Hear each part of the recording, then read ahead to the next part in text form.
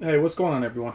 I wanted to do a video on the Xbox One S as we're kind of saying goodbye to it today. At least I am. After this video, I'll be unplugging it and bringing it back to GameStop and trading it in for the Xbox One X. I'll be getting my ticket and I'll be picking it up tonight at midnight.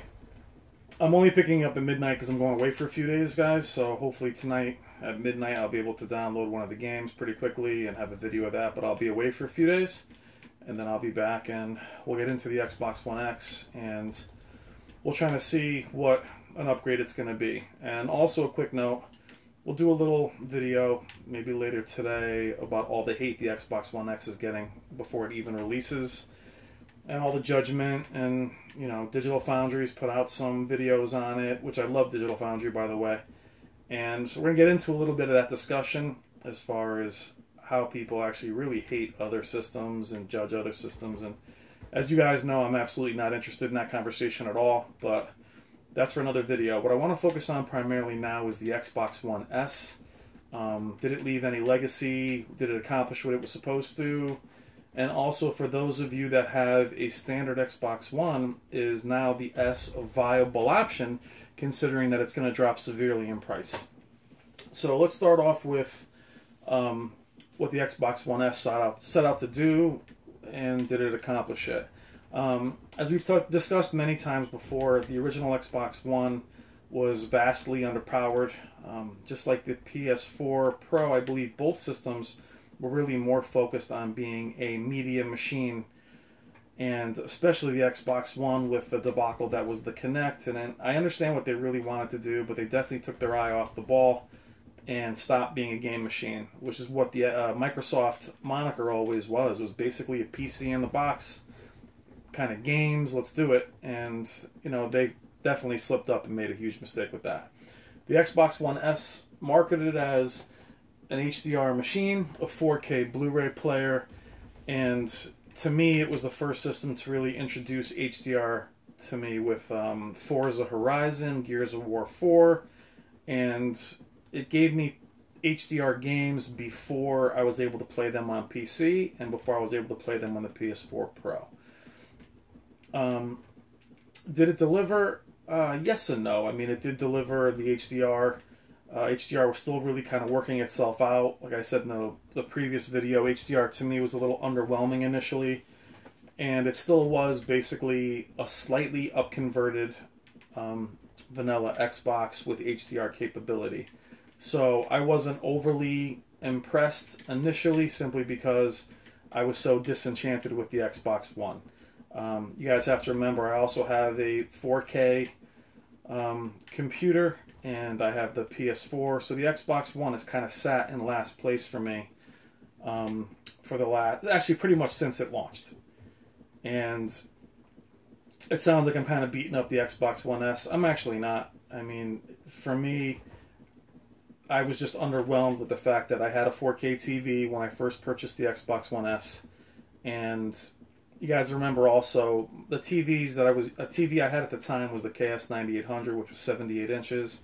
And it's really hard to have a 900p image trying to upconvert at a TV that size. So I'm probably the last person that should be judging Xbox One games upconverted on such a large display. I'm also really close.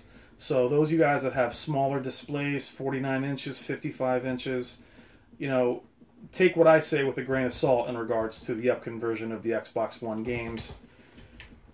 And anyway, so, you know, I kind of didn't use my Xbox One S as much as most people. You know, I used it for Gears of War, I played a little Forza, and it is my primary multiplayer machine as well. Other than that, I really didn't use it all that much, which is why I'm so excited about the One X. So for me, it's kind of 50-50. I was, you know, happy to get it. I don't regret getting it, but, you know, my expectations were perhaps a little high.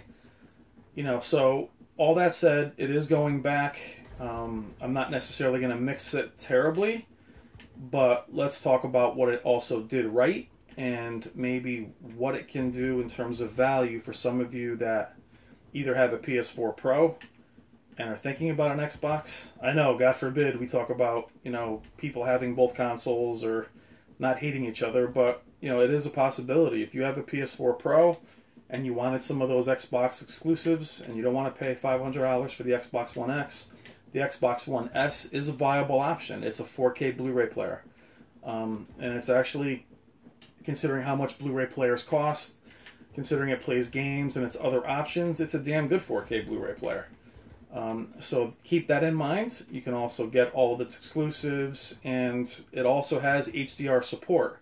So for those of you that have an Xbox One vanilla version, you can have, you know, HDR support. And I'm not really sure if the standard Xbox One has HDR support right now, but you know, for you guys that don't have HDR support, let's just show you really quickly what that would look like, especially in a map like this. So if you have the vanilla Xbox, you know, that's kind of what your picture looks like. And if you wanted to upgrade to the Xbox One S and you're at least going to get HDR, that's the kind of change you're looking at. So it's nothing to sneeze at. So to me, the difference in price, if you have a regular Xbox One or you had it at launch, when the price drops on the Xbox One S, it might be a good option just to pick up for HDR capabilities and to have a 4K Blu-ray player if you don't have one. So, you know, am I going to miss it terribly? I actually didn't have it long enough, and I really don't get too attached to these consoles anymore. I still have a Dreamcast and N64, and, you know, that was a different time, though, guys. I mean, these displays are becoming a little bit, or I'm sorry, these game consoles and even TVs are becoming a little bit more like phones. I don't miss old phones or anything like that. So I do feel it was a good system. I do feel that it was very necessary for them to put it out to keep PS4 at bay. And, you know, I am not sad to see it go, but I do think for many of you, especially with the value it will provide in terms of HDR and all the games it has, it could be a really good option for you guys.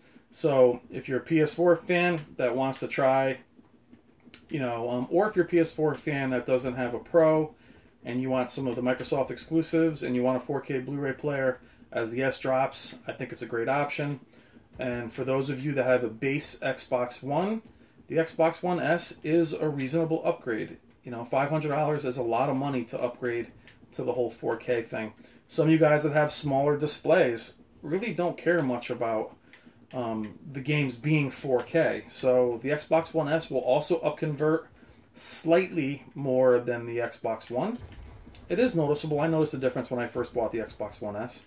So for those two camps, I think the Xbox One S has a lot of value.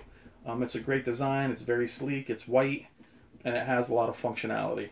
So, you know, I want to just do a quick video, guys, to say goodbye to the Xbox One S as we move forward, or at least as I move forward to the Xbox One X.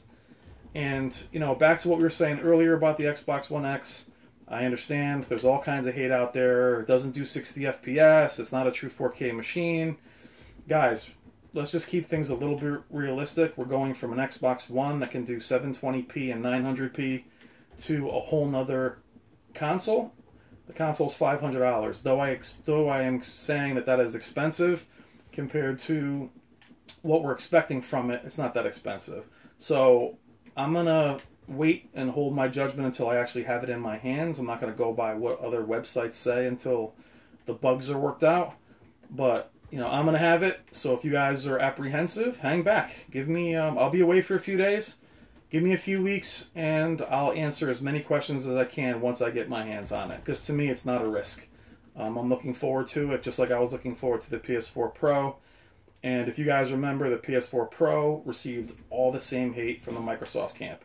So that's all I have to say about the Xbox One S. We're saying goodbye to it. I'm going to unplug it and get going. But thank you guys, as always, for all the great comments, all the great questions, and all the excellent discussions. You know, you guys are great, and I love that you guys keep things very positive and try not to bash on each other too much. I know it's hard. I know we all fall into different camps, but for myself, I'm a fan of all the consoles.